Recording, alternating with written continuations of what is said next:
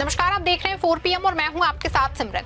दोस्तों, एक और जहां chief election commission Gyanesh Kumar ji Bihar में चुनाव की तारीखों को ऐलान करने और निष्पक्ष चुनाव के दावे करते दिख रहे हैं, तो वहीं दूसरी ओर हिमाचल में चुनाव आयोग वोट चोरी कराते रंगे हाथ पकड़ा गया है। जी हां दोस्तों, और हाईकोर्ट के आदेश पे हुई रिकाउंटिंग में एक बार फिर से रिजल्ट जो है पलट गया है। बता दूं आपको कि केंचुआ जी के विभाग ने ऐसा खेल किया है कि जिसके सामने आने के बाद हड़कंप मचा हुआ है और इसी खेल की वजह से दोस्तों हारे हुए प्रत्याशी को जीत मिल गई है। और ये खेल जो है जो विधानसभा और लोकसभा के चुनावों में भी सवालों के ये घेरे में आ गया है। चुनाव आयोग का कौन सा खेल पकड़ा गया है, कैसे जीते हुए प्रत्याशी के हारा बताने के लिए इसको अंजाम दिया जा रहा था, इस पे अब तक का सबसे बड़ा खुलासा हम आपको अपनी इस रिपोर्ट में करने वाले हैं। दोस्तों, आपको बता दें कि पूरा मामला जो है हिमाचल प्रदेश से जुड़ा हुआ है। यहाँ के सबसे खूबसूरत शहर शिमला में एक ग्राम पंचायत सारी है, जहां साल 2021 में चुनाव हुए थे और तब से लेकर आज तक हारी हुई प्रत्याशी रंजू लगातार सेशन कोर्ट से लेकर हाई कोर्ट तक दौड़ लगा रही थी और आखिर में उनको पक्ष में हाई कोर्ट ने बहुत बड़ा फैसला सुनाया है। खबर देखिए, खबर मौजूद है। एक वोट की गलती से परिणाम, 5 साल की लड़ाई के बाद इंसाफ, हारी हुई प्रत्याशी अब बनेंगी 2 महीने के लिए प्रधान, दिसंबर में फिर होने हैं चुनाव। खबर की हेडलाइन से साफ है दोस्तों, लेकिन सबसे ज्यादा गौर करने वाली बात यह है कि एक प्रत्याशी जो 5 साल पहले चुनाव जीता था, वो सिर्फ चुनाव आयोग की नकारगिरी की वजह से कोर्ट और कचहरी के चक्कर लगा रहा था। और दोस्तों, आखिर में उसका न्याय तब उनको मिला है जब उनका कार्यकाल खत्म होने में सिर्फ 2 महीने बाकी हैं। लेकिन दोस्तों, न्याय मिला है और चुनाव आयोग की चोरी सरेआम पकड़ी गई है। बता दूं आपको कि अपने चीफ इलेक्शन कमीशन कई बार खुले मंचों से दावा करते हैं कि चुनाव निष्पक्ष होते हैं, लेकिन एक ग्राम पंचायत ने पूरे खेल को खोल दिया है। आपको बता दें कि जिस रंजू ने याचिका दायर की थी, उनके वोट 243 थे और उनको सिर्फ 1 वोट से हार मिली थी। जब 5 साल के हाईकोर्ट ने रंजू की याचिका पे सुनवाई करते हुए जांच के आदेश दिए, तो जांच में पाया गया कि पूरी चुनावी प्रक्रिया में चुनाव अधिकारी ने 3 मतों को अवैध बता के गिन दिया था। लेकिन हाईकोर्ट की याचिका के बाद रिकाउंटिंग हुई तो पाया गया कि अवैध मतों की संख्या 3 नहीं बल्कि 1 थी। 2 मत जो रंजू को मिला था उसको वैध गिना दिया गया था। ऐसे में रंजू के मतों की संख्या 245 हो गई, जबकि जो महिला 5 साल से प्रधान बनी घूम रही थी उसके मतों की संख्या 244 रह गई। ऐसे में हाईकोर्ट ने रंजू को प्रधान घोषित कर दिया है। लेकिन सवाल वही है कि जिस व्यक्ति को 5 साल तक प्रधान होना था, वो 5 साल तक कोर्ट कचहरी के चक्कर काटता रहा और साठगांठ वाले लोग जो है प्रधान बन के मजे लूटते रह गए। बता दूं आपको, कुछ इसी तरह के दावे एलओपी राहुल गांधी भी अपने वोट चोरी से जुड़े आरोपों के बीच करते हैं। उनका दावा है कि अपने सूट-बूट वाले पीएम साहब की सरकार भी शिमला के सारी ग्राम पंचायत की प्रधान के जैसा ही है। असल में जीता चुनाव कोई और है और गद्दी पे कोई और ही है।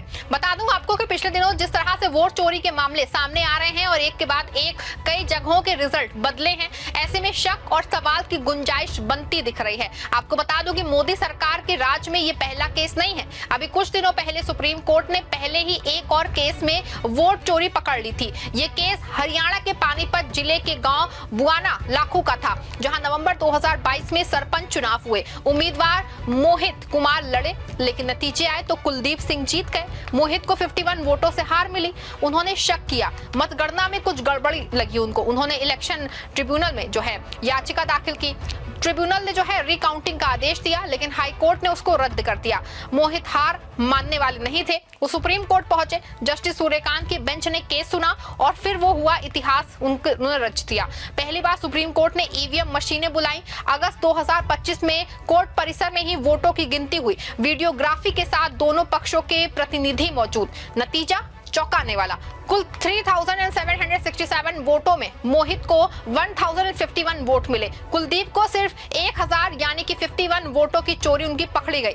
मोहित सरपंच बन गए। सुप्रीम कोर्ट ने कहा कि इस रिपोर्ट पे कोई शक नहीं, वीडियो रिकॉर्डिंग है, दोनों पक्षों ने साइन किया है। ये फैसला लोकतंत्र के लिए मील का पत्थर है। आपको बता दें कि बुआना लाखू का केस साबित करता है कि ईवीएम में हेरफेर संभव है। बूथ नंबर 69 का प्रोसाइडिंग ऑफिसर ने गलत गिनती की या जानबूझ करके कोर्ट ने इसे चोरी माना और नतीजे पलट गए। लेकिन दोस्तों, सुप्रीम कोर्ट को क्यों आना पड़ा? चुनाव आयोग ने क्या किया? वो तो सोया हुआ था। राहुल गांधी का आरोप है कि मोदी सरकार के इशारे पे काम कर रहा है। ये सवाल हर वोटर पूछ रहा है। बुआना लाखों की ये घटना हिमाचल से जुड़ती है। दोनों में वैध वोट चुराए गए। कोर्ट ने दोनों में न्याय दिया। लेकिन दोस्तों ये न्याय सिस्टम पे सवाल उठाता है। अगर कोर्ट को ईवीएम गिननी पड़ रही है तो चुनाव आयोग की क्या जरूरत है। लेकिन आपको बता दें कि हर गांव में सुप्रीम कोर्ट नहीं पहुंच सकता। बता दूं आपको कि ऐसा ही मामला हरियाणा के जिंद जिले में विधानसभा चुनाव 2024 को पेंडिंग है। सीट का नाम उचाना कला, जहां बीजेपी के देवेंद्र अत्री ने कांग्रेस के विजेंद्र सिंह को 32 वोटों से हराया, सबसे कम मार्जिन। लेकिन विवाद पोस्टल वोटों पे 215 पोस्टल बैलेट रिजेक्ट हो गए।